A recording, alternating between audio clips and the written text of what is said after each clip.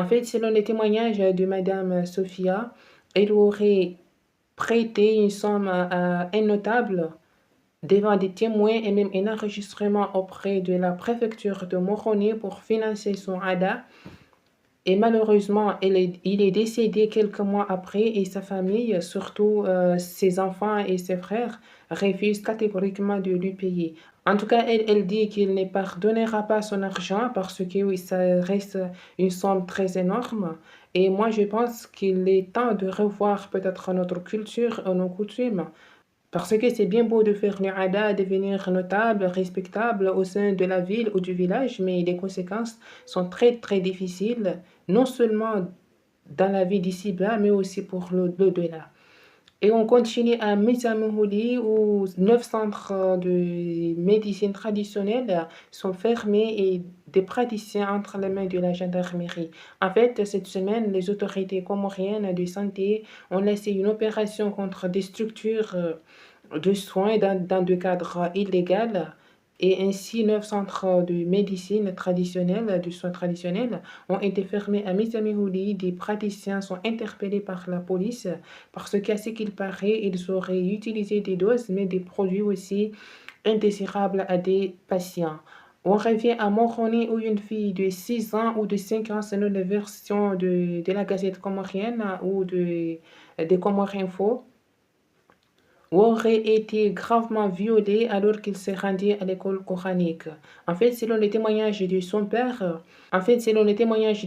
cette petite fille de 6 ans aurait quitté la maison le matin pour se rendre à l'école coranique et puis plusieurs heures après, elle ne revient pas. Son père est inquiet. Il s'est rendu à l'école coranique pour savoir ce qui s'est passé, pourquoi sa fille ne revient pas et on lui a dit que sa fille ne s'est pas présentée ce jour-là à l'école coranique. Il a déjà alerté directement les voisins pour chercher la fille. Ils ont cherché partout et ne l'ont pas trouvée jusqu'au soir ou le lendemain matin selon les versions, encore une fois de la Gazette comorienne et de Comores Info. Elle aurait été retrouvée dans une zone très très proche de chez elle, gravement violée physiquement et sexuellement. Les enquêtes sont encore en cours pour chercher à identifier l'auteur ou les auteurs de ces crimes, mais elle est immédiatement envoyée à l'hôpital parce que son état est très très grave. Selon sa famille, elle nécessite même une évacuation sanitaire à l'extérieur. En tout cas, elle est même incapable, presque incapable de s'asseoir, voire même de parler. On continue en juin avec un homme de 68 ans qui aurait été porté disparu pendant 5 jours et qui aurait été retrouvé sans vie. En fait, c'est un homme de Konijojo à Anjouan. Depuis le vendredi dernier, du 14 août, il était porté disparu. On l'a cherché partout, on ne le retrouvait pas et il a été retrouvé ce mercredi dans une forêt sans vie, malheureusement. Jusqu'à maintenant, les enquêtes continuent pour déterminer les causes de cet incident, mais jusqu'à maintenant, on n'a pas encore de détails. On va parler cette fois-ci du foot. En fait, depuis 2021, l'équipe nationale des Comores, les Salacantes, utilise une marque italienne nommée Macron. On se rappelle pendant la CAN lorsque des étrangers se moquaient de nous parce que c'était à la veille du match de l'ouverture contre le Maroc que le maillot pardon, a été présenté par une marque italienne. Déjà, on se moquait pourquoi une marque italienne. En plus, pourquoi si tard? Et maintenant, les Salacantes s'apprêtent à apparaître dans une autre marque allemande de Puma qu'on connaît. Beaucoup de vêtements de Puma et même en Afrique, il y a beaucoup de fédérations qui utilisent la marque de Puma. Et ceci peut-être dès le mois de septembre prochain. Et comme on parle du foot, on va parler du stade de Maluzini. On sait que le stade de Maluzini n'est pas utilisé depuis pratiquement 10 ans. Les matchs sont joués pratiquement à l'extérieur, souvent en Côte d'Ivoire ou au Maroc.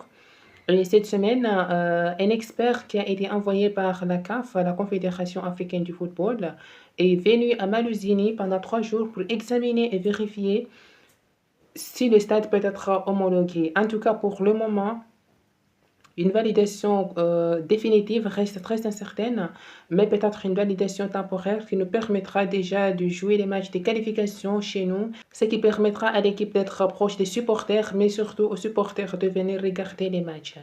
Toute autre chose, on va parler de l'hôpital de El Marouf. C'est toujours le chaos. Si ce n'est pas concernant la santé, c'est concernant la finance.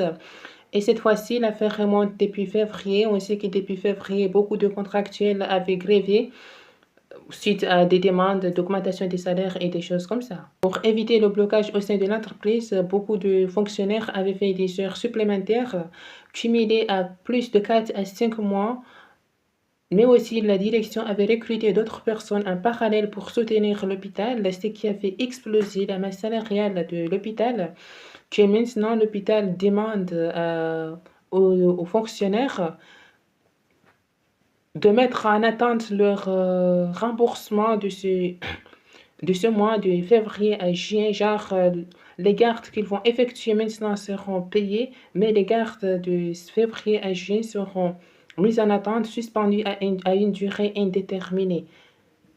Ceci dans des mesures de réorganisation financière évidemment, mais aussi le temps d'améliorer les recettes de l'hôpital. Mais les fonctionnaires ne sont absolument pas d'accord, ils dénoncent une injustice, mais aussi ils ont peur que ces 5 mois de février à juin ne soient jamais versés.